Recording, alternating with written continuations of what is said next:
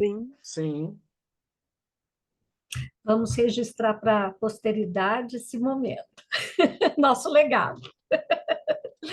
Bom, pessoal, então boa noite. A gente está começando o nosso Data Talk de hoje, o primeiro de 2024. E eu chamei uma pessoa muito especial, que eu sigo nas redes já faz um tempo, vejo o trabalho, vejo as colocações, assisto os episódios do PPT Não Compila, adoro, adoro, adoro, adoro. E aí eu quis abrir a temporada do Data Talk esse ano com ele, que é o Luiz Hude, Luiz com Z ou Luiz com S, Rude com acento, sem acento. Bem, enfim, a descrição dele do LinkedIn é fantástica. Vamos lá depois e vamos ver.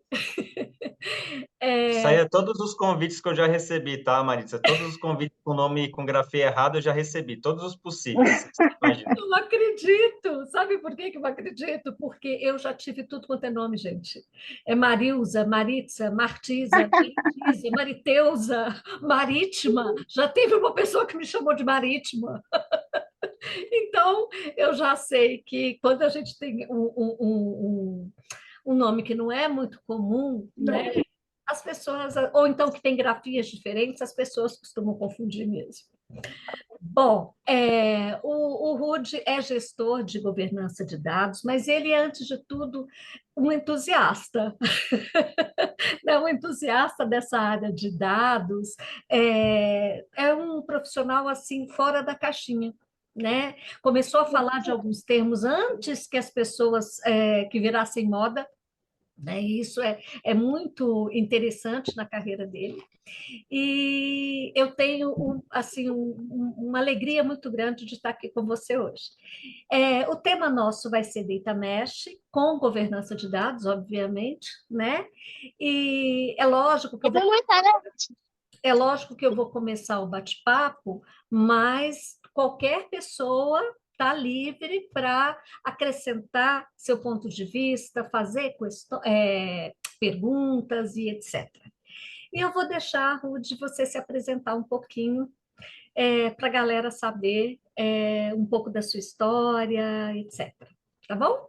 Sinta-se à vontade e seja bem-vindo. Depois dessa apresentação, nem sei muito o que falar, na verdade, mas como a Maritza comentou, eu sou Luiz Rude, mas por favor me chamem de Rude. Se alguém me chamar de Luiz na rua ou num evento, dificilmente eu vou olhar, porque eu não me identifico com o meu nome, Luiz, ok? Só para curiosidade, minha mãe não me chama de Luiz, meu pai não me chama de Luiz, meus irmãos não me chamam de Luiz. Eu só chamo de Luiz a pessoa que vai na cobrança, certo? Naquelas ligações programadas que são uma alegria na vida de todo mundo, ou quando a pessoa me conhece pela primeira vez, não tem nenhuma referência, então aí até perdoa. Mas só que aí, para a galera que está aqui, ó, Rude, por favor, me chame de Rude, que aí fica mais de boa. Tá? Falando um pouquinho da minha trajetória, eu comecei programando, né? Fui um desenvolvedor de sistemas, programei numa linguagem que acho que ninguém daqui conhece, que é uma linguagem que não era muito conhecida, chamada SQL Windows. Não tem nada a ver com SQL, PLSQL. Se chama SQL Windows, a Você é interface dessa que eu época. usava, ó, a interface que eu usava era Centura Builder. Olha só que maravilha. Era uma linguagem muito pouco conhecida. E aí, durante essa programação, obviamente, eu tive que ter contato com o banco de dados, e aí começou meio que um flerte, uma paixão ali pela área de dados. E aí trabalhei numa empresa que desenvolvia software, e quando eu fiz minha graduação, que eu me Fala, Vitor. formei Boa na noite, tudo bem? FATEC, eu acabei indo para Vitor, uma tu quer vir um multinacional, uma galho para mim consultoria, amanhã, logo no e aí primeiro horário, essa assim que tu abrir, consultoria eu entrei na área de BI. para lavar o banco do motorista do carro da minha filha. Por Eu favor. peço para ela deixar aí, logo de 8 horas no ponto, 8h30, quando tu abrir. Aí lavar esse banco e devolver o carro a ela para ela ir para a faculdade. Não vai com um banco Eu só úmido não mesmo. continuo falando porque eu vou falar sanduíche ishi e aí eu vou Ó, me confundir todo no que eu falo, tá? Mas, pronto, já fechei. beleza, não, sem problema. Mas aí eu fui para uma consultoria e aí eu tive um contato com o BI. E aí foi mais uma paixão. Então eu trabalhei com tudo que é tipo de ferramenta, de ETL, de visualização de dados, fiz ali realmente o core do BI tradicional lá, que foi desenhado e se estendeu aí nos anos 90, os anos 2000. Então, comecei a trabalhar muito com isso. E aí, quando foi mais ou menos ali 2013, 2015, eu comecei a trabalhar mais com Big Data. Foi quando eu comecei a trabalhar ali com soluções mais parrudas de dados mesmo. E aí, tive um desenvolvimento em arquitetura de dados, depois passei para engenharia de dados, e aí, de ser um engenheiro que via tanto problema, tanta gente fazia coisa sem padrão, tanta gente fazia coisa com desperdício. Eu falei, eu acho que eu preciso mudar de área, porque eu já não aguentava mais ser um tirador de pedido.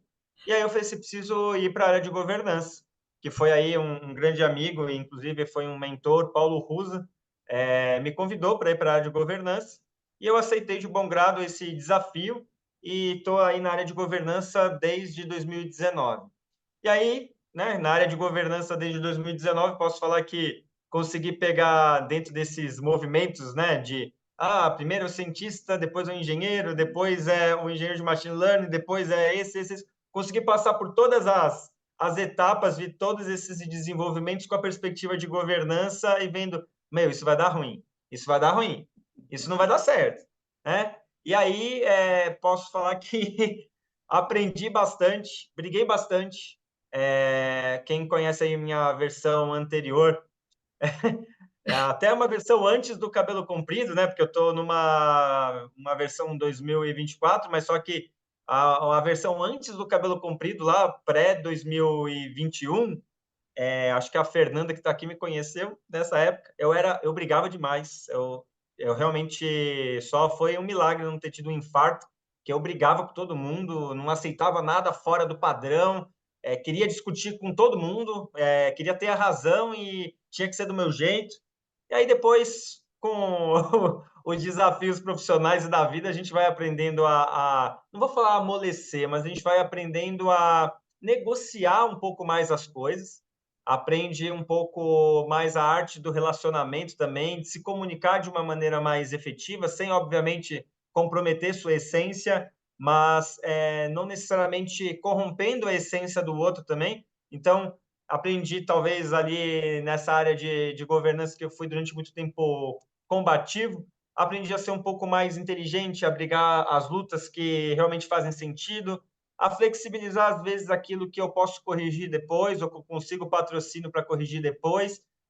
Virei, talvez, algo que eu nunca pensei que viraria, que seria um articulador político no ecossistema de dados aqui da companhia. E hoje, como foi comentado, sou gerente de governança de dados. Eu gosto de pensar que não sou só gerente de governança de dados, eu sou gerente de governança e gestão de dados. E aí você pode me perguntar por quê? Porque eu tenho na minha cabeça muito claro que é governança. Para mim, governança, ela é aquela bolinha no meio daquele círculo do Dama, né? Do DMBOK. A missão da governança é direcionar estratégia, monitorar se as coisas estão seguindo a estratégia definida e avaliar, mediante aquele monitoramento, qual que é o novo direcionamento ou redirecionamento que eu preciso dar, ok? Então, o ciclo de governança, ele é pautado nisso. Painéis, são políticas, certo? E publicidade, comunicação, ok? Enquanto as áreas de gestão, eu tenho meu PDCA, eu entro na parte mais operacional, mais do dia a dia mesmo, de execução, que aí geralmente a gente tem embarcado na área de governança, não porque são coisas de governança, mas é porque eram coisas, assim como governança de dados, negligenciadas nas companhias. Então, eu não sei como que é na empresa de vocês, mas provavelmente metadados fica com governança, parte de catalogação. Por quê? Porque isso foi negligenciado na companhia, alguém precisava fazer, estou criando a área de governança, metadados fica também lá em governança. Parte de qualidade, a mesma coisa. Muitas áreas também que às vezes queriam matar lá os ADs ou queriam fazer uma reestruturação ali nas práticas de administração de dados, para somar esforços com governança, também trouxeram essa área de arquitetura de dados, da gestão dos modelos de dados, para dentro de governança também. Então, eu gosto até de um termo que o Barbieri usa, que as disciplinas de alma dos dados acabaram sendo concentradas na área de governança. O que é bom, porque, de alguma maneira, tanto a governança com a visão de estratégia, como a arquitetura, né, com uma visão mais de sustentabilidade do ecossistema, acabam unindo muito esforço para ter um discurso ali unificado. Então, acho que foi funcional, né? Mas, basicamente, esse aqui é um pouquinho da minha história profissional. E aí, falando de coisas extra trabalho, e aí também abro aqui para quem quiser conversar sobre esses assuntos comigo, vai ser um prazer, tá? Embora eu ame falar de dados, também gosto de falar de esportes. No último ano, estou me arriscando no futevôlei. Não sou bom jogador, mas se quiser me convidar para jogar, eu topo. Embora algumas jogadas ainda sejam bem ruins, ok? Gosto também de jogar Magic nessa sala, mas se alguém quiser me convidar também para um mesão de Commander, eu aceito. Eu gosto pra caramba. E sou um geek.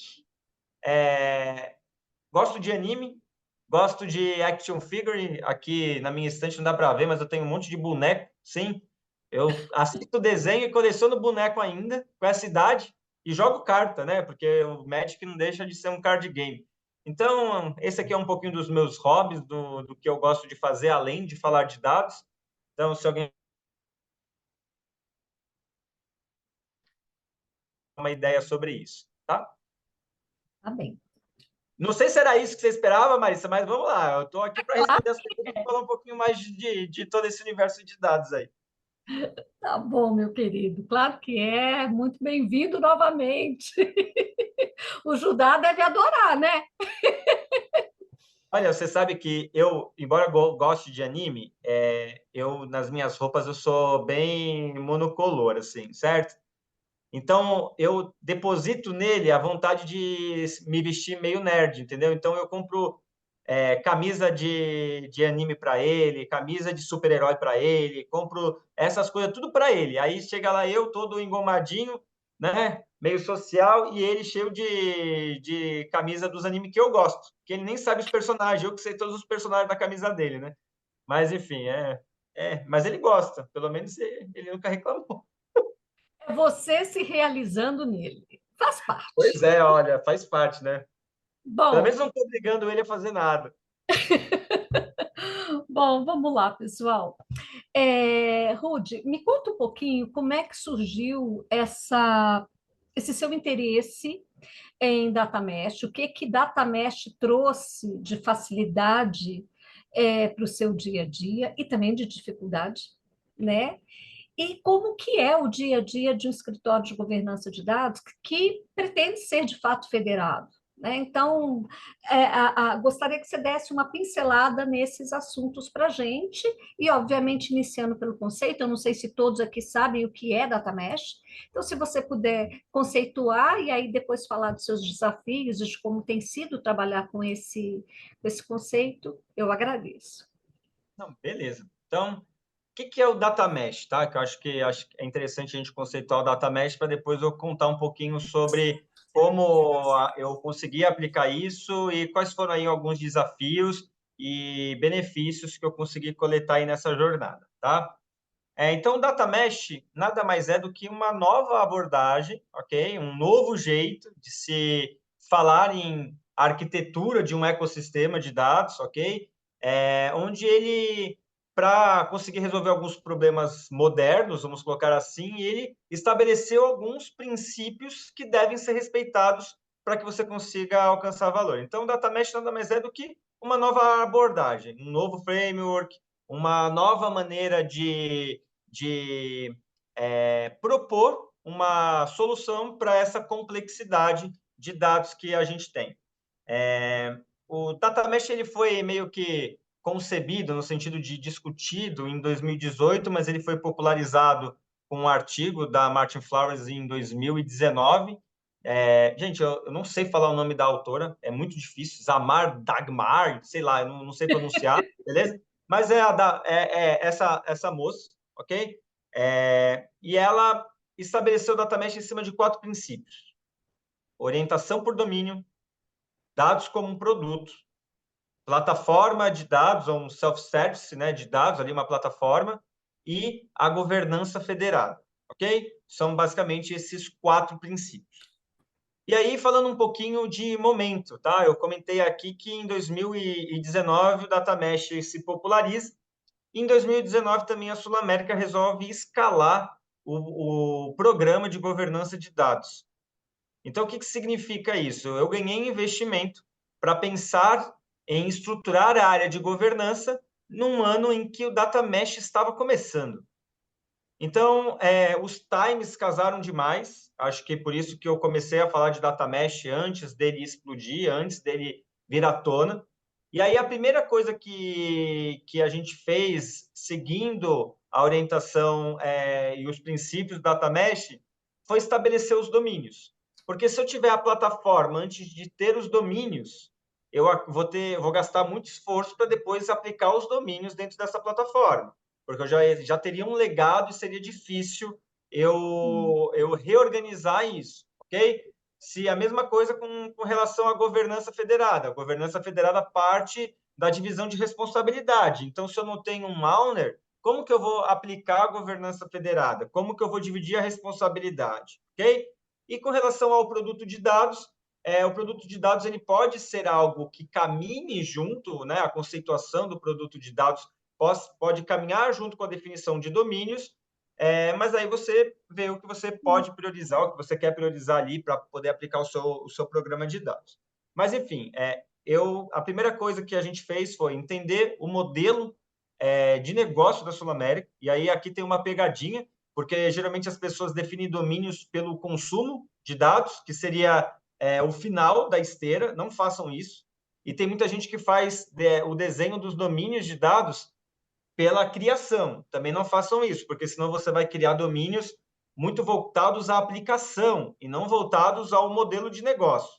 Então, o que a gente fez? A gente entendeu o negócio, a gente entendeu as entidades que estavam envolvidas nas operações. A gente abstraiu basicamente os esquemas e as tabelas e a gente pensou de uma maneira mais ampla. A gente pensou de uma maneira mais arquitetura da informação mesmo, ok? Se eu pudesse fazer uma analogia, é como se você estivesse bem no nível conceitual mesmo. Bem no nível conceitual. Tanto que alguns domínios meus, eles são basicamente entidades mestres. Eu estou falando de cliente, eu estou falando de o beneficiário, a minha empresa estipulante. Então, basicamente eu defino ali meus dados mestres. Aqui, por padrão, eu defini um domínio de governança de dados, onde eu concentrei todos os dados referenciais.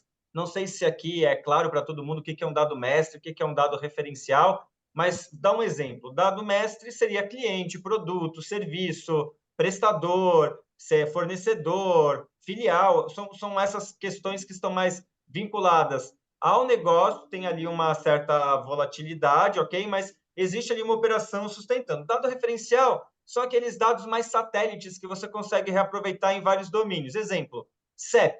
CEP é um dado referencial. Você consegue usar tanto no endereço do prestador, como no endereço do cliente, como no endereço da sua filial, ok?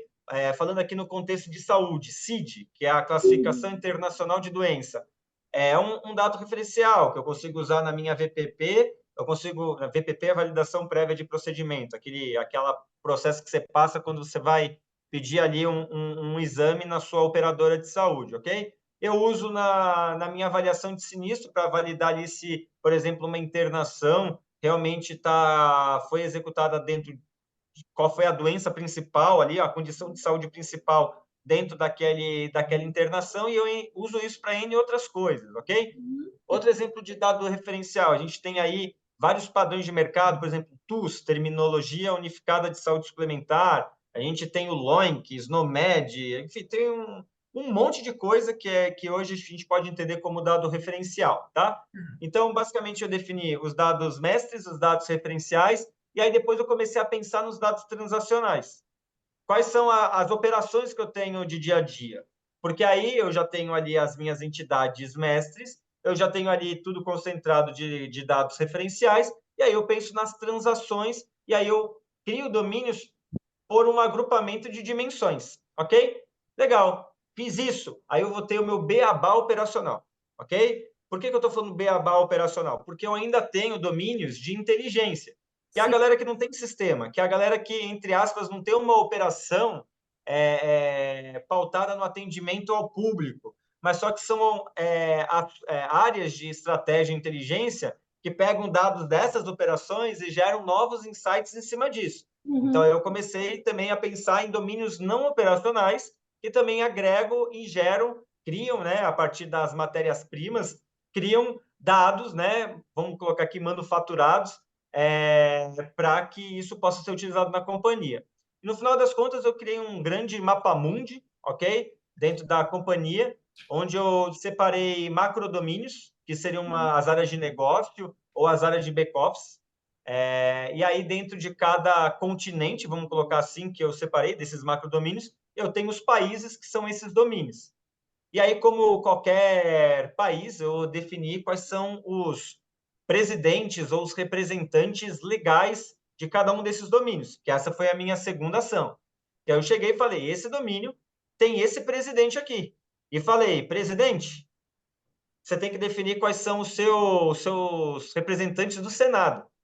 Ou, sei lá, quais são as pessoas que vão estar aí ajudando você a executar as suas atividades de dia a dia. E aí, com isso, eu defini o owner, né, o data owner, que aqui a gente chama de proprietário de dados, e o data steward, que a gente chama aqui de curador de dados, ok? E Uhum. pronto, defini dois papéis super importantes com quem aí eu passei a dividir responsabilidade, porque o dado não era mais da área de dados, o dado não era mais da área de TI. O dado, ele poderia ser custodiado, ele podia estar dentro de um ambiente de infraestrutura que TI ou área de dados cuida. Mas só que a responsabilidade de negócio daquele dado, por resolver qualidade, por endereçar a qualidade, por pedir priorização, por exemplo, para uma correção que o sistema A, B ou C está fazendo alguma coisa equivocada, passou a ser desse grupo de pessoas. O proprietário de dados mais numa camada executiva, mais numa camada política, trazendo promoção, trazendo uma visão mais estratégica para os seus produtos de dados, e o curador mais no tático operacional, ajudando a resolver os problemas de dia a dia. Tá? Então, com isso, veja, eu apliquei uma abordagem do Data Mesh, que é uma abordagem, por mais que seja técnica, ela é muito mais sócio, porque ela está muito mais voltada à maneira que você se relaciona dentro da empresa. E aí, com isso, consegui estabelecer uma boa base para que as coisas funcionassem. Com Engraçado. relação ao... Pode falar, Marisa. Governança, qualquer uma delas, né, independente de qual seja, ela é muito mais pessoas do que qualquer outra coisa, né? Ela funciona quando as pessoas se engajam e realmente se comprometem. E talvez por isso você tenha evoluído seu perfil, né, para um grande facilitador, aquele articulador que faz com que as pessoas trabalhem bem juntos, assimilando, respeitando e executando as novas responsabilidades que agora eles têm, né? Pode ser uma boa maneira de pensar, ok? Quero pensar assim, então. Uma coisa que eu também vejo assim, tá, Marisa, aqui assim, ó, a governança que dá certo nas empresas, aí trazendo até um dado do Gartner acho que publicou em 2022 que até 2025, 75% das ações digitais não seriam bem sucedidas, né? Ou da estratégia das grandes companhias não seria bem sucedida porque falhariam nos seus programas de governança de dados, ok? E aí o que eu gosto de pensar é que a governança de dados ela tem que ser orientada a valor, Sim, ok? sim. E o fato das empresas procurarem sobreviver nesse ecossistema capitalista e muito competitivo fizeram aí também que a área de governança ganhasse mais visibilidade. E aí, por exemplo, pegar assim, todas as empresas que eu vi que aplicaram Data Mesh, governança que encabeçou. Encabeçou de alguma maneira, não estou falando que executando ali a parte mais técnica da plataforma, porque isso acaba englobando muito mais áreas, mas só que acabou ajudando, né, a dar visão para essa necessidade de inovar, ok? Aqui, acho que me perguntaram um exemplo de domínio, eu vou dar alguns, tá? Um exemplo de domínio operacional transacional, sinistro, no meu caso, ok? Sinistro saúde, porque eu tenho sinistro em odonto, eu tenho sinistro em outros ramos, ok? Então, sinistro é um exemplo operacional. Um exemplo de domínio mestre, tá? Seria mestre operacional, seria o conceito aqui de beneficiário que eu tenho, por exemplo, beneficiário, empresa. Aí eu também tenho algumas entidades mestres que eu classifico como um domínio, mas só que eu aplico um certo grau de inteligência. Exemplo, cliente, para mim, é um domínio também. Mas só que entenda, assim, ó, o cliente, ele vai beber do beneficiário, ele vai beber da empresa, ele vai beber do prestador, ele vai beber de N outros domínios para ele poder ser confeccionado, ok?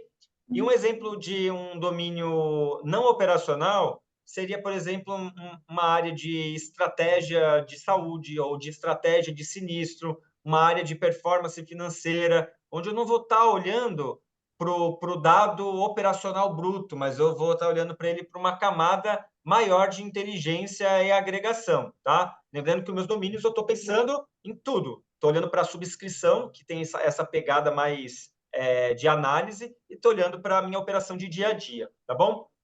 Os domínios, apliquei a responsabilidade, aí só colocando aqui um parênteses, aqui a gente fez só para o ambiente analítico, ok? Eu não fiz domínios para o transacional, porque eu não teria força para poder mudar todo o transacional do jeito que ele já está, isso já estava, ok? Eu estou começando a equalizar os meus domínios com os domínios de TI agora, ok? Mostrando que toda jornada de data mesh ou de governança ou de qualquer coisa vai ter que respeitar uma maturidade da sua empresa. Não dá para você chegar e falar tem que ser assim, acabou, não. Você tem que ir em ondas. E, por incrível que pareça, acho que as diversas ações que aconteceram na Sul América ajudaram a criar algumas rupturas que me permitiram trazer essas abordagens para poder ir avançando em ondas e evoluindo a maturidade.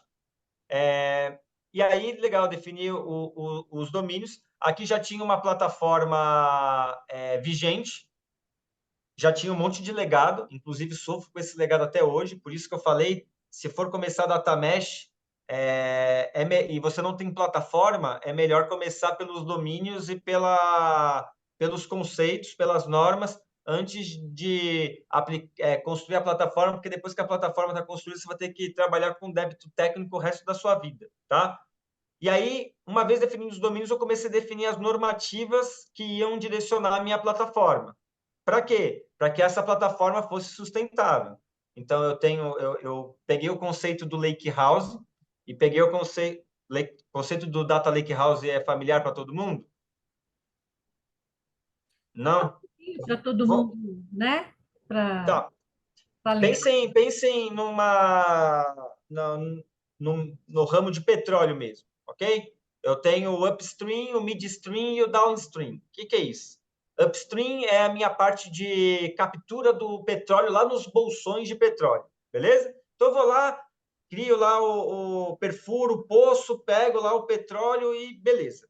Midstream é a etapa que você vai e pega esse petróleo e leva até a refinaria. Você faz ali uma separação, às vezes da qualidade do petróleo, você faz uma separação da utilidade daquele petróleo, e aí você tem o downstream, que é quando você faz o refinamento e você distribui os produtos a partir dessa refinaria. Para dados, isso é o que acontece no conceito de Data Lake House. Você vai ter uma camada de ingestão, ok? Que você vai pegar os dados e trazer para dentro da sua plataforma. Você vai ter uma camada midstream de integridade, que você vai pegar os dados, você vai aplicar a regra de qualidade, deixar ele um pouco mais preparado, vai tirar ali algumas sujeiras que ele possui, e depois você vai fazer a sua parte de inteligência, que é refinar esse dado a ponto de gerar produtos que possam ser consumidos na sua companhia. Então, quando eu falo que eu fiz o conceito de data mesh com data lake house, pensa que para cada domínio eu criei uma refinaria, ok? eu tenho lá minha camada de ingestão, minha camada de integridade e minha camada de inteligência. Para cada domínio, eu criei isso. Fazendo uma outra analogia, que petróleo talvez seja um pouco mais difícil de entender. Comida, acho que todo mundo entende, certo? Então, é como se eu tivesse uma grande cozinha, ok? Para cada domínio, aí pense que eu tenho a cozinha nordestina, eu tenho a cozinha mediterrânea, eu tenho a cozinha de vários lugares do mundo, ok? E para cada cozinha eu vou ter os ingredientes para cada preparo que precisa ser feito, eu vou ter as ferramentas necessárias para poder fazer ali os pratos. Como todo boa cozinha de alta gastronomia, eu tenho que fazer um pré-preparo das coisas para que depois eu consiga empratar para atender o meu cliente final que precisa comer ali o prato que está sendo consumido, ok?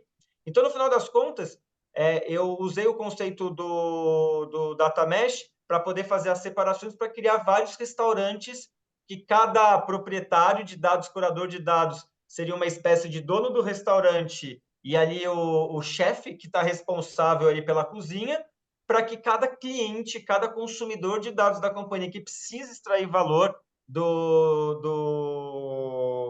produtos de dados, consiga ir comer no restaurante que mais endereça a sua fome, ok? Então, basicamente, a gente fez isso aqui na Sul América num ambiente analítico, tá? Então, Nessa etapa, qual foi seu maior desafio? eu acho que o maior desafio é você conseguir fazer isso para todos os domínios. Por quê? Porque você não vai conseguir escalar, ainda mais no começo, ou até mesmo no meio, ou até mesmo no final, você não vai conseguir escalar gente suficiente, porque ninguém vai investir para você ter uma área de governança de 200 pessoas, ok? Então, é muito difícil você escalar o atendimento ali para você resolver todos os problemas de todos os domínios. Então, vai ser aquela coisa, né? Parece meio clichê falar isso. Você vai ter que identificar os domínios que estão com maior maturidade ou que agregam maior valor para a companhia, para você começar por esses domínios. E aí você vai ter que entender que, assim como no mundo existem países de primeiro mundo e países de terceiro mundo, países super desenvolvidos e países subdesenvolvidos, você, como uma ONU da sua empresa, você tem que saber lidar ali com a situação e procurar criar ali políticas para poder segurar, às vezes, ali aquela galera que é mais desenvolvida e que quer gastar dinheiro adoidada, certo? Então, você tem que trazer um pouco mais de consciência para essa galera. E aí você tem que ajudar os países subdesenvolvidos que, às vezes, não têm patrocínio, não têm verba a se desenvolverem, mesmo num cenário para dados muito ultrajante, ok? Então, aí o nosso papel, eu até acho engraçado comparar com a ONU, porque a ONU muitas vezes não consegue fazer nada contra um país super desenvolvido. A ONU fala para os Estados Unidos, você não pode mais emitir carbono. Os Estados Unidos fala assim, vai se ferrar, né? Desculpa aqui o termo. Não está nem se importando ali com o que a ONU está dizendo. Muitas vezes isso acontece no nosso dia a dia.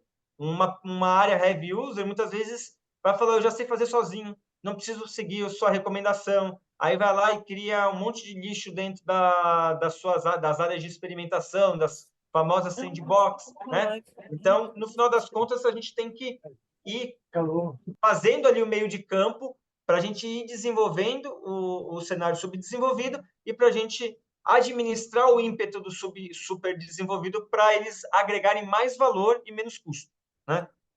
Rude, tem uma pergunta aqui da Natália. Você já aplica contrato de dados sobre o domínio? Olha, eu gosto de pensar que as normas, se elas não forem monitoradas, elas não servem para nada, ok? Então, assim, quando eu falo dos contratos de dados, eu tenho sim algumas normas, ok? Algumas delas eu consigo colocar dentro da minha esteira de DataOps, que foi algo dentro da plataforma que a gente conseguiu implementar, uma entrega, a gente obrigou que toda publicação para produção lá de engenharia ou até mesmo de ciência de dados, com os modelos que são colocados no nosso MLOps, eles precisam seguir ali boas práticas de desenvolvimento e, obviamente, que eu não consigo entrar nos critérios técnicos, mas só que eu consigo entrar em alguns critérios semânticos e sintáticos. Então, aí eu vou lá e consigo ir monitorando isso, e aí eu divido essa responsabilidade com a galera técnica e com a galera de negócio, porque a galera de negócio vai falar, poxa, o meu produto aqui ele tem um certificado bronze, o negócio não está ouro. Por que não está ouro? Eu falo assim, porque foi mal desenvolvido, não respeitou esse critério. Uhum. Aí eu bato em engenharia. Quem bate em engenharia é o dono do produto, entendeu? Aí eles pedem, eles priorizam, eles corrigem. Então eu acabo sendo só realmente um orquestrador, e aí eu costumo falar isso, existem duas coisas que movem o coração do executivo: ego e dinheiro, ok? Então, se você conseguir mexer no ego dele, ou se você conseguir mexer no bolso dele, ok? Você vai conseguir implementar um, você vai conseguir implantar um aculturamento positivo para que seus contratos fiquem estabelecidos, tá bom? Então, basicamente é isso. Então, eu tenho, sim, alguns contratos, alguns ainda meio subjetivos, outros já automatizados, otimizados e com monitoramento, com uma observabilidade implementada, tá? Zucon levantou a mão. Isso. Ô, Ruth, uma dúvida. Vocês chegaram a implementar também com os subdomínios ou vocês realmente foram só até os domínios? Vocês pararam nos domínios? Porque, estou te fazendo essa pergunta por quê, tá? Porque eu gostei da forma com que você colocou, assim, como vocês se organizaram o trabalho para poder descobrir os domínios. E aí eu fiz uma analogia um pouquinho com o trabalho que eu fiz no Grupo SPF. Nós também fizemos um trabalho de domínio, mas a gente preferiu descer para o próximo nível, de chegar a descobrir os subdomínios também, porque a gente entendeu que categorizaria melhor os domínios, traria um pouco mais de detalhe, conseguiria trazer mais informações para os domínios. Domínios, a gente chegou em 6 grandes domínios só para a empresa. Para a empresa como um todo, a gente fechou 6 domínios. Mas aí a gente começou a descer para o subdomínio e a gente categorizou. Então, eu fiquei com essa dúvida nesse trabalho todo que vocês fizeram de domínio, se vocês também foram por esse caminho, ou se vocês se atentaram a fazer a camada de domínios apenas. A comunidade lá do DDD, né, que é o Domain Driven Design, né, que é um conceito que foi aplicado aí pelo Eric Evans, acho que, se não me engano, foi em 2003, não faz tanto tempo aí. Eles falam que o ideal é que a empresa tenha até 20, 30 domínios, tá? Na Sul-América a gente tem 130, tá? Então, o que eu quero dizer assim eu preciso criar o meu domínio que respeite o meu negócio, ok? Então, legal, eu poderia ter um domínio gigantesco chamado cadeia de valor de sinistro, que aí eu tenho a VPP, eu tenho VPP é a validação prévia de procedimento, eu tenho a parte de auditoria médica, que eu faço a auditoria enquanto está rolando ali o atendimento. Eu posso ter a parte ali de análise do sinistro para poder fazer o pagamento aos prestadores. Eu posso ter ali também o fluxo de reembolso, que entra por um outro processo. Eu posso ter ali a parte de gestão de saúde, que eu tenho ali meus programas de saúde, eu tenho ali algumas operações de telemedicina, eu tenho algumas coisas. Eu poderia colocar isso tudo dentro de um baita domínio que ia ter tudo, mas eu não fiz isso. Eu quebrei tudo isso em domínios. Por quê? Porque, para mim, cada operação ela era passível de ter um proprietário com um curador e ela tem um ecossistema e merecia um domínio de dados, uma entidade de dados apartada, tá? E aí o que acontece? Dentro, às vezes, desse domínio, eu posso ter ainda uma ramificação. Por quê? Porque eu posso ter processos que vão gerar, como que eu posso falar? Vão gerar ali contextos novos de operacionais, até mesmo não operacionais, que precisam ser construídos, tá? Então, se eu fosse falar de macrodomínios, né, que aí no conceito possam ser os domínios, eu tenho 14, tá, Zucom?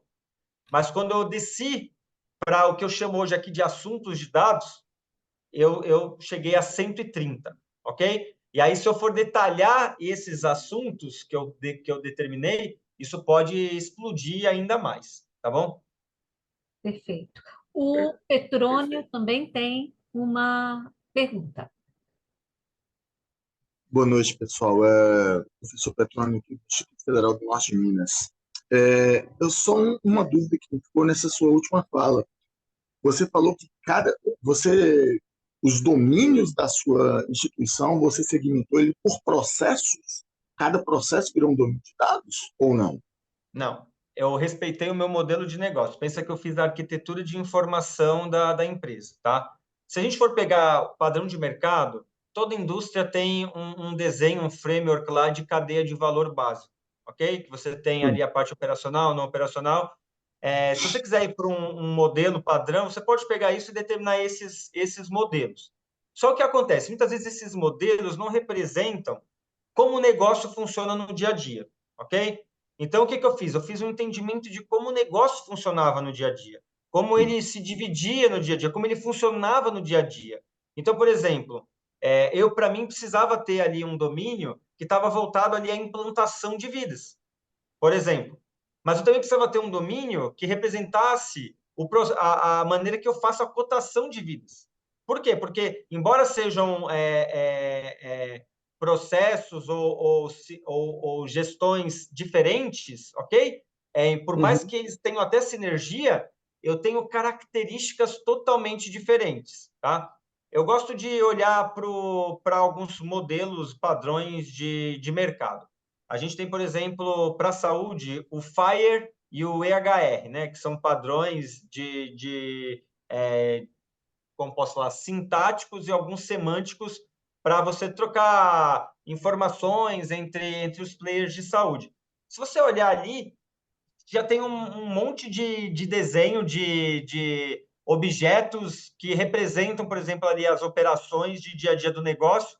O que eu fiz foi mais ou menos isso. Eu entendi como que as coisas aconteciam, criei um grande mapa mental da companhia e depois eu fui agrupando esses domínios, esses mapas mentais, e aí eu utilizei a hierarquia da empresa, os macroprocessos da empresa, eu utilizei o conhecimento sistêmico que eu tinha dos processos da empresa, conhecimento de negócio, por trabalhar tantos anos na empresa, a gente acaba meio que absorvendo isso por osmose, né?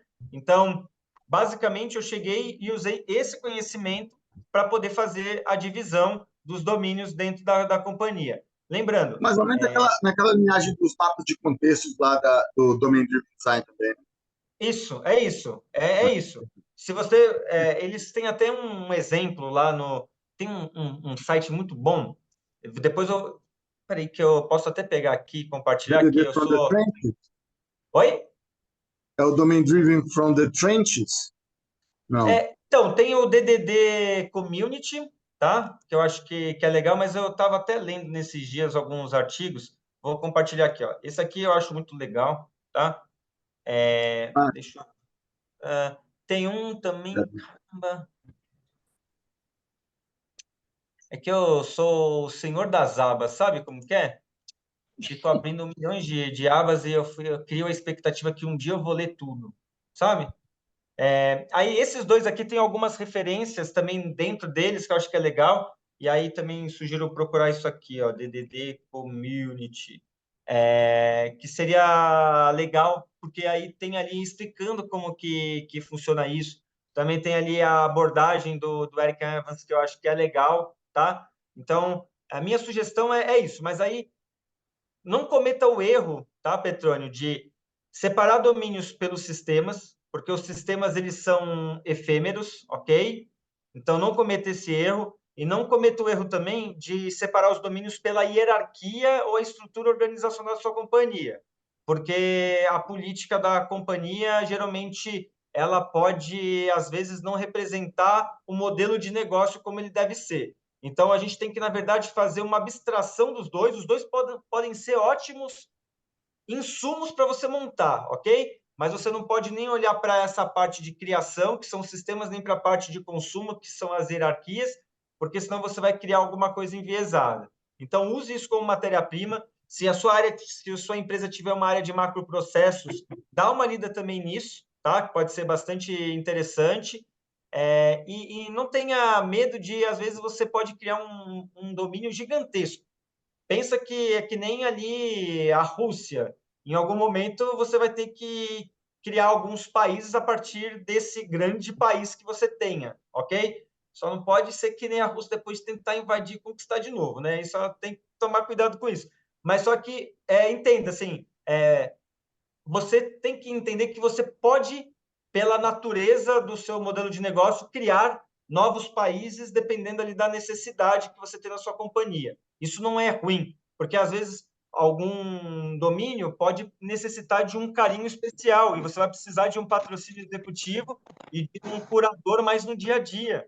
Ah, não, isso aqui eu posso consolidar, porque, sei lá, são as mesmas pessoas, então eu posso criar um domínio um pouquinho maior, e aí eu vou administrando isso de uma maneira adequada, tá? E, novamente, eu vejo assim, não existe um certo ou errado, tá, Petrônio? Existe o que funcionar melhor para você. Eu só comento que se você fizer com um sistema, dependendo da rapidez que os sistemas evoluam na sua empresa, pode ser bem ruim, tá? E com relação à hierarquia também, aqui a hierarquia, pelo menos na minha situação, muda constantemente. Então, eu falei, cara, se eu for para algum dos dois extremos, eu vou me ferrar, porque o negócio muda constantemente. Então, eu vou centralizar no meu modelo de negócio, que isso é mais perene, tá? No E meu caso, é serviço público, os sistemas evoluem um pouco devagar mesmo. Cara, vamos mudar isso, Petróleo. Obrigado, cara. Valeu.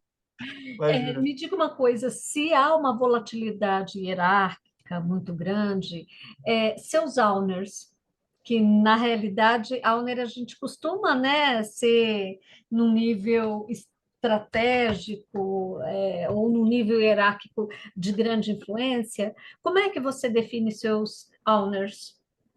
Olha, eu defini os meus owners simplesmente por sugestão, e aí eu levei no meu comitê executivo e falei, presidentes, VPs, podem ser esses? Eles falaram, pode. Então eu usei o top-down a meu favor, ok? Ok. Porque eu não ia ter dinheiro para contratar proprietários e curadores de dados para fazer somente isso, ok? Uhum. Então eu usei o top-down mesmo e não me envergonho de falar, porque às vezes essa é a única estratégia. E aí eu fiz, novamente, para esses proprietários de dados, eu fiz sugestão de curadores, que são as pessoas que eu já conheci, já conversava no dia a dia, que eu sei que são as que resolvem os problemas. Alguns mantiveram, outros trocaram, mas eu respeito o que foi indicado por esse proprietário de dados. E aí eu comecei a fazer a administração disso. Bom, assim, um mercado ele é aquecido, né? Então, muitas vezes eu tenho uma certa dificuldade de ficar mantendo sempre a minha grade de proprietários e curadores atualizado. Então, vire amigo do pessoal do RH, tenha o hábito de entrar no seu portal corporativo para saber se as pessoas não estão na empresa, crie algum tipo de mecanismo para que você esteja em contato com os proprietários e curadores, porque aí você vai conseguir perceber de uma maneira mais proativa quando algum deles trocou de área, não está mais na companhia, ok? E aí, quando um novo proprietário ou um novo curador for estabelecido, cria um material de aculturamento, porque aí vai facilitar muito sua vida, tá? Embora tenha esse material, tenha esse workshop, eu tenha esse conteúdo já programado, o que eu faço? Eu gosto de conversar com a pessoa, tá? Ou alguém do meu time que eu estabeleci como guardião de dados. O que é esse guardião? Ele é uma espécie de agente de governança que cuida de um conjunto de domínios, porque eu não ia conseguir falar com todo mundo. Então, eu tenho pessoas do meu time que vão lá e fala com o domínio 1, 2, 3, 4, 5. O outro vai falar com 6, 7, 8, 9, 10. O outro vai falar do 11 ao 20. Entendeu? Por quê? Porque senão eu não consigo ter força suficiente para poder falar com todo mundo, ok? Então, esses guardiões, embora não esteja estabelecido, né, e a gente tenha aqui papéis de product owners nas squads, eu falo para eles que eles são os verdadeiros proprietários, não é proprietário de dados, são os owners, né, os DPOs, Data Product Owners, estou inventando aqui um novo termo, dos domínios. Por quê? Porque eles entendem as necessidades dos proprietários de dados e dos curadores de dados, eles estão dentro dos projetos, eles estão conversando com a galera de sustentação, e no final das contas eles dão o calor que necessita, seja para um novo desenvolvimento, ou seja para a correção de um bug, para tudo que envolve aquele domínio que eles são os guardiões, ok? Então, novamente, eu não tenho, existe uma área de delivery dentro da Sul América, que eu tenho POs, eu tenho Scrum Masters, ok? Mas eu falo que para o meu time que eles precisam ter muito esse accountability de se enxergarem como realmente um agente de governança que cuida dos produtos de dados daqueles domínios, para eu conseguir dar escala e consiga de alguma maneira, mesmo que seja manual, olhar problemáticas e oportunidades em cada um desses domínios, tá? Eu tenho só 4 guardiões, tá?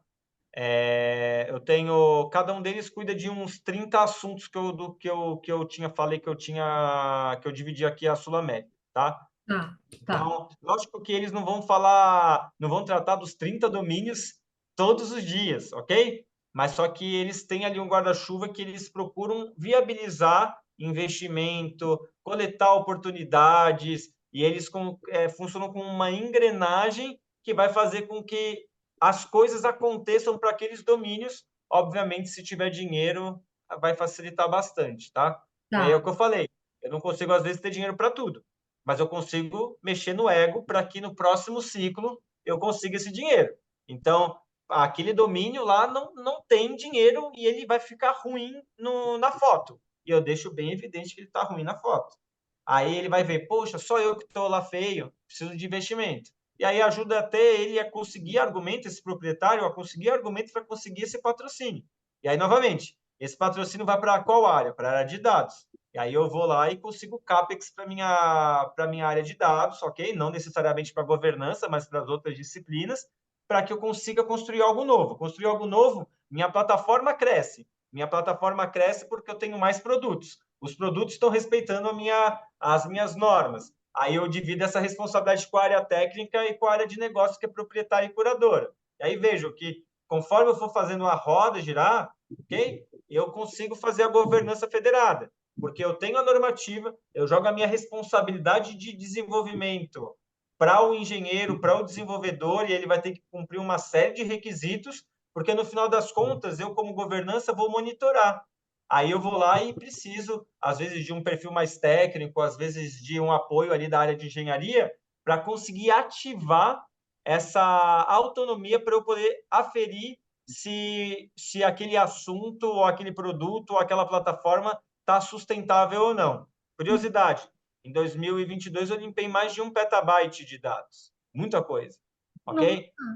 Em 2023, em parceria aqui com a área de arquitetura, né? Mas aí foi mais um trabalho puxado pela arquitetura de analytics aqui da companhia, já limpamos mais de 50 mil objetos que estavam sem uso, ok? Dentro do nosso Lake House.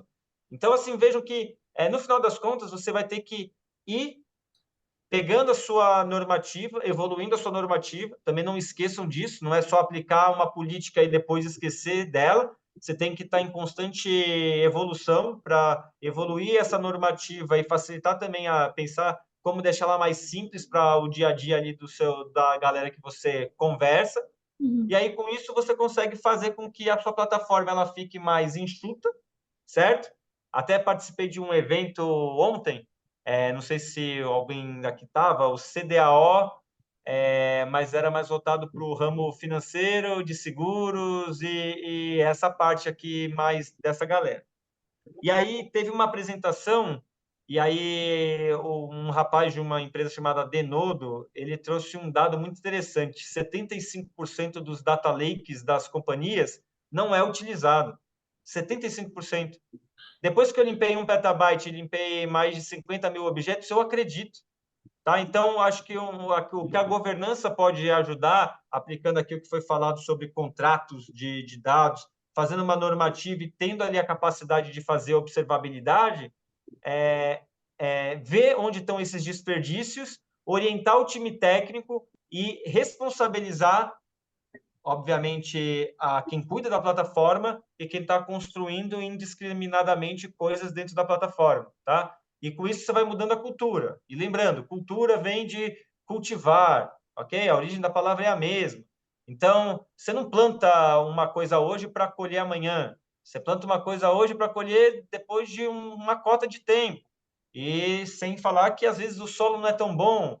Então, aí você tem que gastar um pouco mais de esforço. Às vezes, vai ter que comprar adubo, entendeu? E aí, às vezes, você vai embora, a árvore continua crescendo, só vai dar fruto e você nem vai ver o fruto, ok?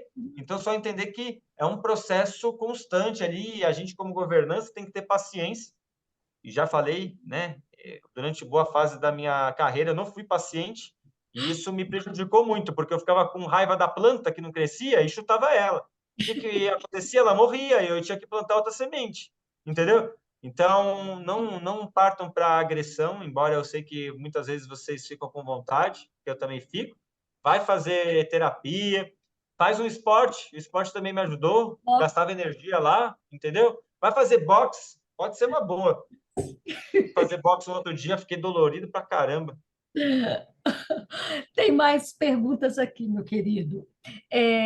Da Alessandra.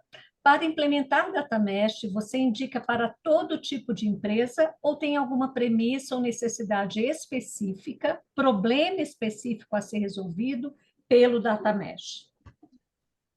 Olha, eu sou entusiasta, né? Como já foi falado. Eu entendo que a parte do Data Mesh que fala de técnica, ok? Ela vai respeitar a maturidade da empresa. Então, você pode aplicar ou não DataOps, você pode ou não aplicar observabilidade, você pode ou não ter um Data Lake, você pode ou não ter um Data Lake House, você pode ou não ter N outras coisas, ok? Então, a parte técnica, a minha visão sobre o Data Mesh é que ela pode ser aplicada para qualquer problema e para qualquer contexto, beleza? Então, esse aqui é um primeiro aspecto, ok? Com relação à parte sócio do Data Mesh, eu entendo que é extremamente positivo você implantar isso em qualquer companhia de qualquer tamanho. Entretanto, você tem que respeitar os limites e a maturidade da empresa. Exemplo, domínio, para mim, é extremamente útil para qualquer companhia. Por quê? Porque você vai organizar a sua companhia e você vai permitir com que ela tenha uma fundação boa para você crescer exponencialmente, ok? Então, mesmo para uma empresa pequena, é útil. Entretanto, eu não acredito que você precisa ter um owner diferente para cada um dos domínios, porque ali você vai ter uma granularidade muito grande. Então, talvez nesses casos você possa separar os domínios e subdomínios, mas ao invés de você ter uma descentralização que é proposta pelo Data Mesh, você possa ter parceiros de trabalho no negócio que vão ser uma espécie ali de guardiões, mas na perspectiva de negócio. Então, aí, acho que tem essa questão. Sobre produto de dados, para mim, esse conceito ele vai ter que ser aplicado independente do Data Mesh. O produto de dados ele tem que ter uma visão ali, porque eu penso assim, produto é aquilo que agrega valor. Tem até uma brincadeira na indústria do produto que o pior produto é aquele que você é eficiente para poder gerar, mas ele não agrega nenhum valor porque ele não tem público que utilize. Então, pensa assim, eu preciso ter produtos de dados, eu preciso ter, claro, eu só vou manter aquilo que é utilizado. Aquilo que não é utilizado, pensa, existe um cálculo que é utilidade vezes utilização, ok? Dá o valor que você gera. Vou repetir, utilidade vezes utilização igual ao resultado que você gera. Se você não tem utilização, o valor pode ser 1 milhão, vezes zero vai dar zero, ok? Então, tem que ter essa visão de produto. A parte de plataforma, como eu comentei, é a tecnológica, então vai adequar a cada empresa, então não vai fugir, beleza?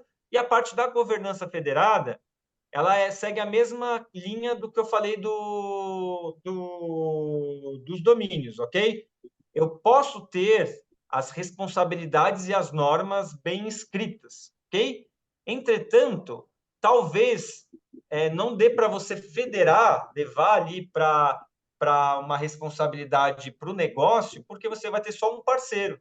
Então, no final das contas, tanto a administração do domínio como a parte da federação vai ser uma divisão de responsabilidade que você vai estar junto com o negócio e com o time técnico, porque você vai ser pequeno, tá? Mas agora, para as grandes companhias, eu entendo que é extremamente necessário, ok? Embora seja extremamente complexo de ser aplicado, porque você vai ter que entrar em alguns ninhos de cobra, de rato, de barata, sei lá, vai ter que mexer em alguns vesperos para você poder agregar valor, tá bom? E, Rude, já que você está fazendo analogia a país, Estado, federação, blá, blá, blá, e quando existe alguma característica, alguma normativa que só valha para um domínio, ela fica exclusiva daquele domínio e aí não é federada, o seu guardião não toma conta ou ele toma conta também? Olha, eu entendo que é que aí entra numa parte mais política, tá, Marisa? Assim, Tá, aquele pequeno país, ele agrega muito valor?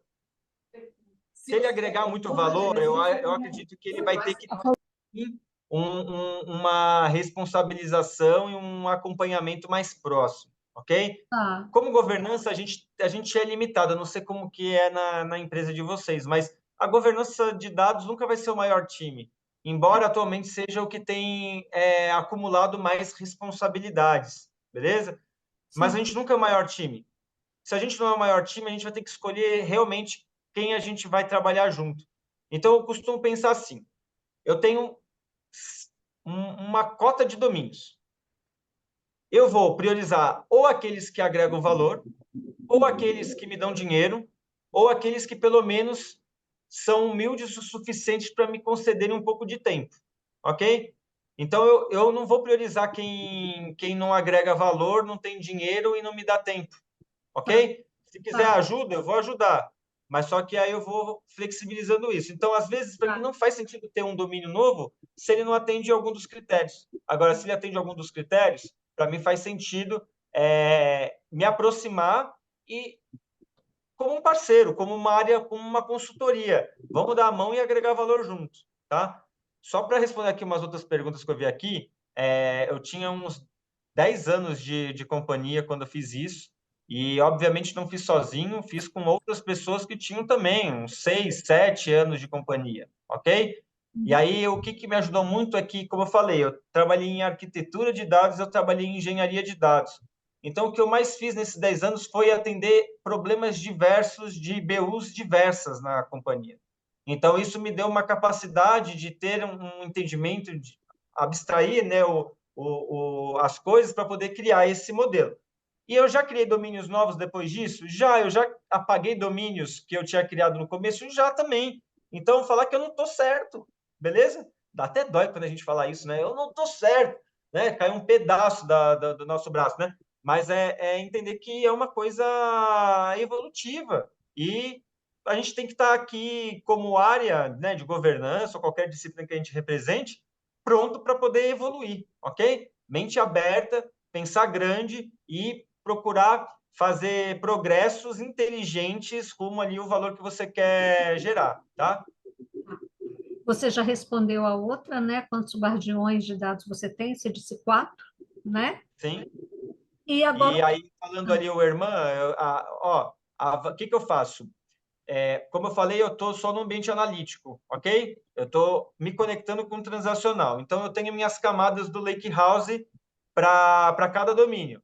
Então, se a pessoa tem coisas em cada uma das camadas, eu vou dando pontos para ela. E, obviamente, a minha camada, que é a que eu tenho maior esforço de curadoria, ela vale mais pontos. Então, eu fiz isso e fiz uma régua que falava assim, ó, se você fizer tantos pontos, você tem baixa maturidade. Se você fizer tantos pontos, você tem média maturidade. Se você tem, a partir de tantos pontos, você tem alta maturidade. Então, eu separo os meus domínios por nível de autonomia analítica. Então, eu consigo ver o que está bom e o que está ruim. Qual que é o próximo passo?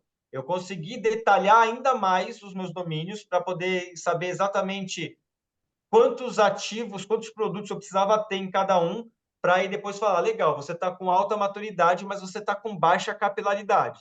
Tá? Então, esse é o processo que a gente está desenhando para conseguir aferir. E aí, todas as métricas de qualidade, certificado, essas coisas, como elas já estão sendo aplicadas para os produtos do Lake, eu consigo agrupar. Olha, esse domínio tem tantos produtos que estão com baixa qualidade. Esse domínio tem produtos que têm alta qualidade, então eu consigo fazer esses monitoramentos. tá. E a área de TI basicamente foi a dona de dados durante muitos anos, e aí, para ser mais específico, na metade do ano passado, a gente passou a ser uma área independente. Então, a área de dados é a área a par de TI, e a área de dados hoje se vê muito mais próxima como negócio do que como área de back-office, tá bom? Então, hoje, aqui, nós somos apartados, isso foi bom. Nada contra os meus VPs, diretores antigos, ok? Mas eles tinham uma visão muito mais enviesada da tecnologia, e hoje ter um executivo que entende de dados, que respira dados, que come dados, ok? É muito melhor para defender uma estratégia para conseguir também conseguir alguns investimentos, ok? Com TI, eu sentia, não estou falando que é essa a realidade, é minha percepção, que o dado ele era tratado como um subproduto. Então, o que Exatamente. acontece? O dado ele sempre é visto como subproduto da aplicação e não como um próprio produto de dados. Então, ter essa divisão, para mim, hoje, é importante até para eu promover o conceito de produto. E aí, sobre essa questão do subproduto e tudo mais, tem um conceito no mercado que eu gosto chamado data centric. Depois procure, é o Manifesto Data Centric. E eles falam que o remédio para poder mudar a situação das empresas hoje é inverter a centralidade das coisas nas aplicações para uma centralidade nos dados. Porque eu concordo muito com esse discurso, os dados eles são mais imutáveis. Mas só que quando você vai para as aplicações, elas são efêmeras, elas passam. Hoje existem e amanhã não existem mais. Eu vou contar uma situação que deve acontecer com todo mundo. Vou modernizar um sistema. Eu pego o modelo de dados, jogo fora, crio um novo e parto de um sistema zero. Pô, e o histórico? E se você precisa fazer um histograma? E se você precisa comparar o passado com o presente? Pô, o modelo de dados, a semântica não bate, a sintática não bate, você não consegue criar ali uma regra para você poder analisar, então é extremamente complexo, tá bom? Então, a ideia é, se eu tenho aqui, até falando do data mesh, uma boa arquitetura de informação, com domínios bem definidos, consigo alinhar isso com a minha área de TI, pensa que cenário maravilhoso. A TI também respeitando esses domínios, eu tenho um modelo unificado, onde, legal, o meu dado está lá, por exemplo, num MongoDB da vida, ok? Atendendo a minha aplicação, e aí eu tenho uma outra aplicação que também é do mesmo domínio, consumindo e escrevendo no mesmo modelo, eu não tenho dois bancos de dados apartados, olha que maravilha. E ainda mais, esse banco de dados aqui, ele pode ser federado, por exemplo, numa camada de virtualização, ou então até mesmo em algumas plataformas como o BigQuery, e você já parte para uma camada de análise que você usa o seu mesmo armazenamento. Olha quanta coisa eu economizei só partindo de uma premissa de produto de dados. Eu aumentei a minha utilização, mas eu tenho um mesmo consumo, ok? Perdão, um mesmo custo operacional de manutenção daquele insumo, ok? Então, olha só, eu melhoro o meu ROI exponencialmente. Então, obviamente que isso é uma utopia no curto prazo, ok? Mas é algo que eu espero influenciar para ser construído, tá bom? O Rude, você falou aí de curso, de utilização, vai ao encontro da pergunta do Herman. Quais são as métricas avaliadas para entender os domínios, se o domínio está ruim na foto, se está bem na foto, se o produto de dados está bem na foto ou não está? Tá. Essa aí é o que eu tinha comentado lá do nível de autonomia analítica, tá? Então, Tá. eu vejo isso. Se está com baixa autonomia, eu entendo que aquele domínio ele é um domínio subdesenvolvido no consumo e na gestão de dados, Tá. ok? Provavelmente ele vai ter um Axis ou um Excel escondido lá dentro da área e não vai estar usando a minha plataforma. Mas aí até algumas ideias. Se você tem a observabilidade, você consegue pegar ali, por exemplo, o seu Active Directory ali, você consegue fazer uma classificação dos usuários e você consegue ver quais são as áreas que estão utilizando mais, as que estão utilizando menos. Você consegue ver dentro daquele domínio quantas pessoas têm, quantas estão utilizando, quantas não estão utilizando.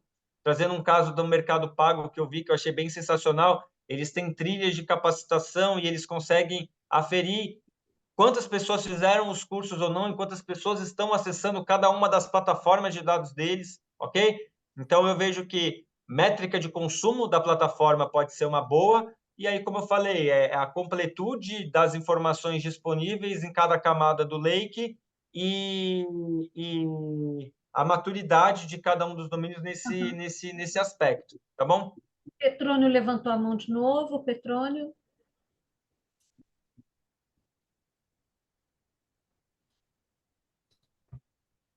Você está no mudo. você está no mudo.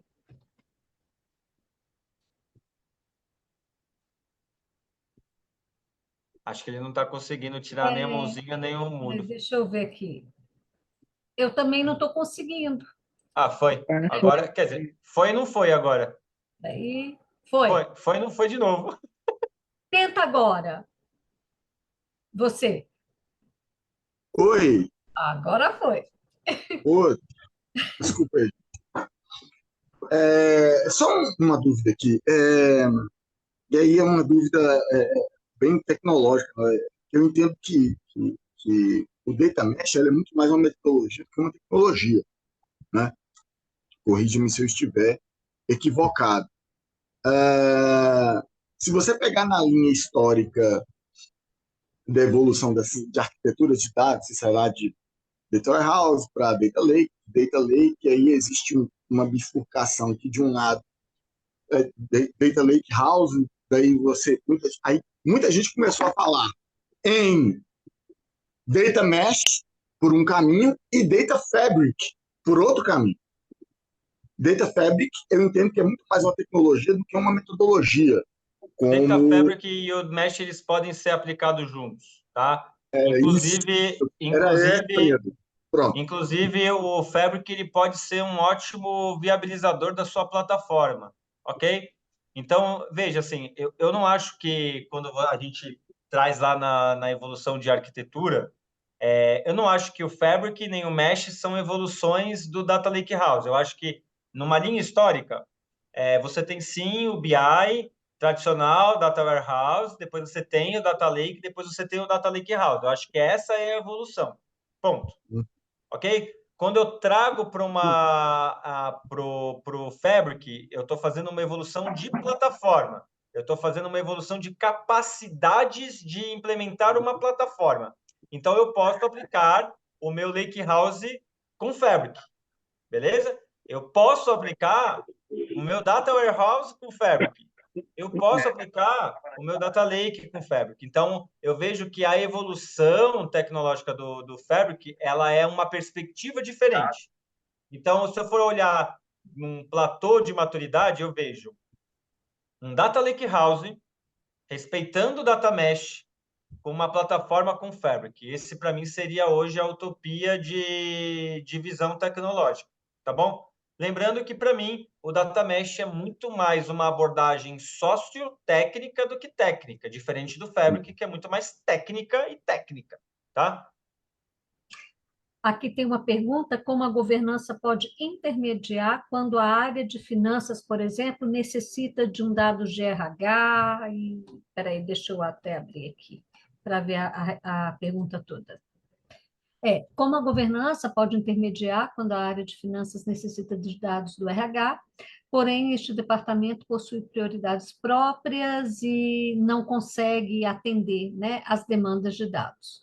A governança tem autoridade para intervir, para mediar essa situação, ou é necessário que a resolução seja alcançada através de influência política? Eu sempre mando para comitê. Vamos ver você, ô Rudy. É porque, no final das contas, existe uma peça chamada pessoas, ok? E é complicado.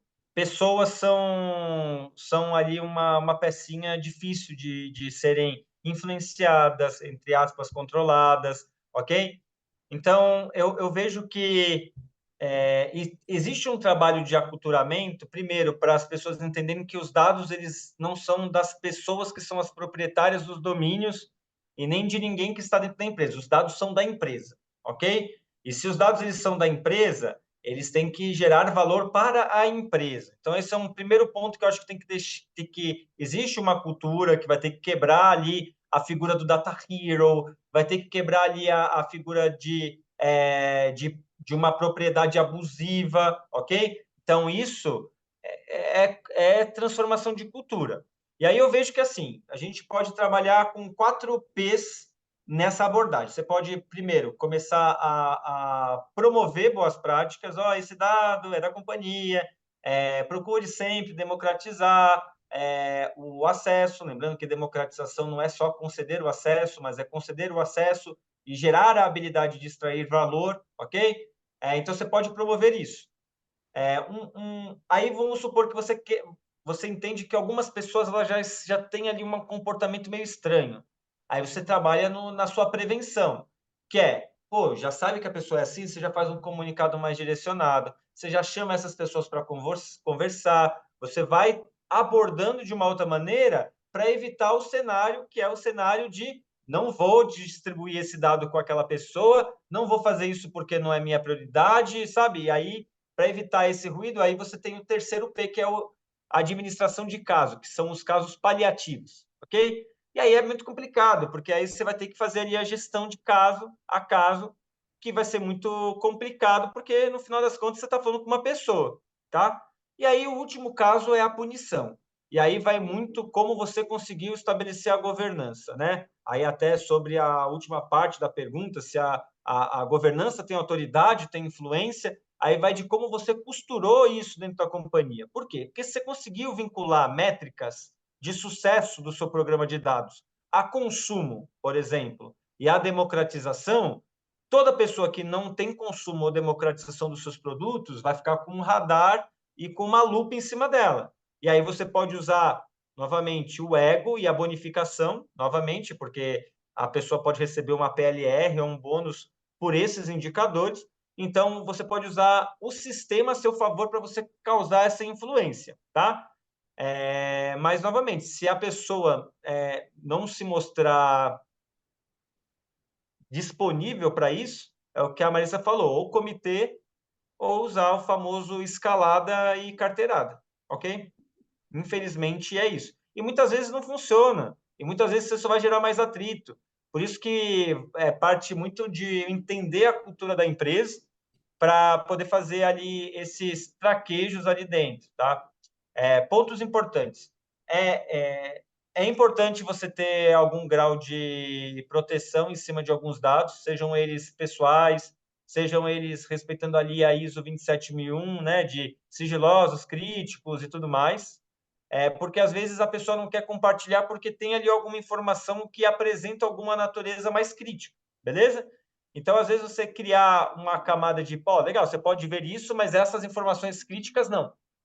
Pode ser uma boa para também quebrar um pouquinho dessa resistência. Aqui eu tenho informações que ninguém quer compartilhar, entendeu? Aí eu tenho que fazer o jogo de cintura.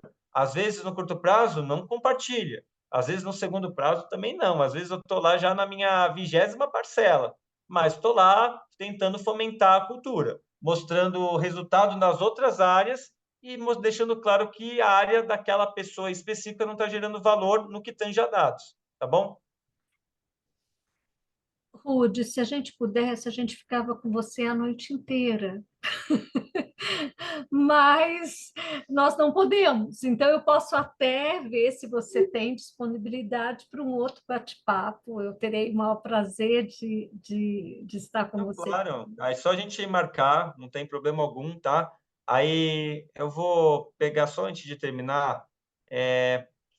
Caramba, Fabric, ele é uma abordagem, é só respondendo aqui as últimas perguntas, Ah, tá? tá bem.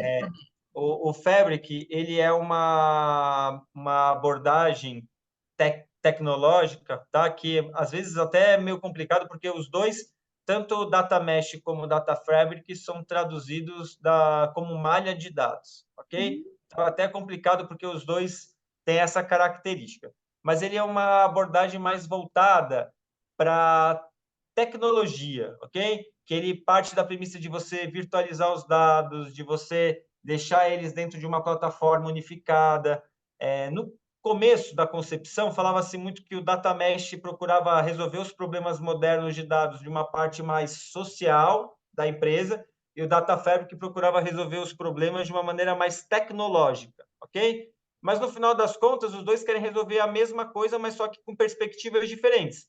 O Data Fabric, ele quer automatizar tudo, quer deixar tudo com inteligência artificial, tudo no grau mais avançado de maturidade. O Data Mesh ele respeita mais a jornada e talvez, conforme você for aumentando a sua maturidade, você pode alcançar um dia ali o Data Fabric, tá?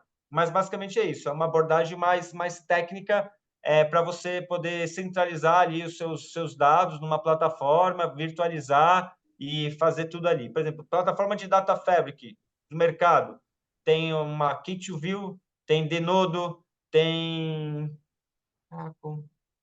Tem a Teradata, também tem uma plataforma de Fabric. Então, basicamente isso, tá? Ah, Tem uma outra. Você é, está lendo, né? eu tô vendo aqui, eu acho que a última que falta é se eu poderia dividir uma experiência onde governança conseguiu ser vinculada ao sucesso, trouxe valor de um produto de dados que está em uso no mercado atualmente, tá? Vamos lá. Quando eu falo produto de dados, eu não estou falando de uma monetização direta, estou falando de uma monetização indireta, tá? O que é isso? Monetização direta é eu vender o dado como uma Serasa, TransUnion, Boa Vista, Neo e Neurotech fazem, tá? Monetização indireta é quando eu consigo ter um produto de consumo interno para uma tomada de decisão, alguma melhoria operacional, beleza? Então, falando nesse aspecto, até mesmo um glossário de dados que a governança escreveu, hoje é utilizado nos onboardings dentro da companhia para poder facilitar a interação da pessoa e também para que ela consiga entender os conceitos. Tá? Então, só trazendo uma de glossário, uma do em nosso inventário.